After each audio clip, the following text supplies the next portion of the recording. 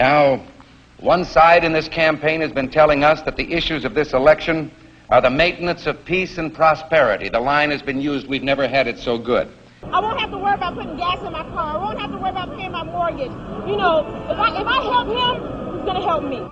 But I have an uncomfortable feeling that this prosperity isn't something on which we can base our hopes for the future. The key point I'm making right now is that the economy is moving in a positive direction.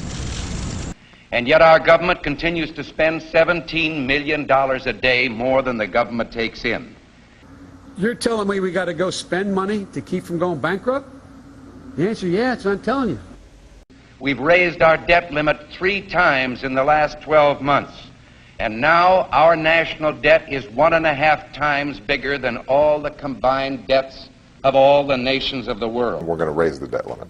We always have. We will do it again. We have $15 billion in gold in our treasury.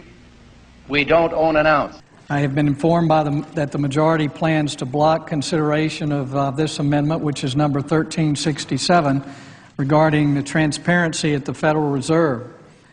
Foreign dollar claims are $27.3 billion.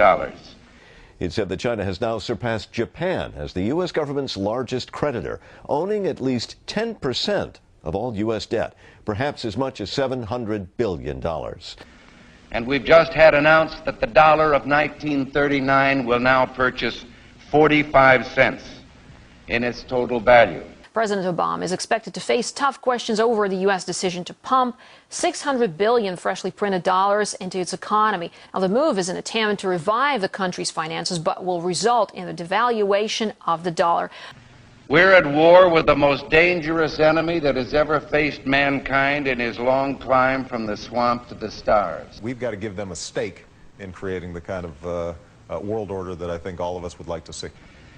And it's been said if we lose that war, and in so doing lose this way of freedom of ours, you'll construct a legal regime to make indefinite detention legal.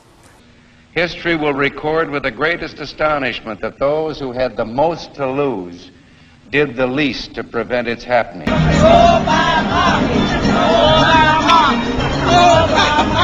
They're starting a riot here. Well, I think it's time we ask ourselves if we still know the freedoms that were intended for us by the Founding Fathers. For some trips, it'll be faster than flying, without the pat-down. Anna was picked to go through. Pretty much everybody except the baby was picked to go through the scanner. If we lose freedom here, there's no place to escape to. This is the last stand on earth. Damn America, that's in the Bible. Whether we believe in our capacity for self-government or whether we abandon the American Revolution and confess that a little intellectual elite in a far distant capital can plan our lives for us better than we can plan them ourselves. I've got a core set of values that I think have to be advanced,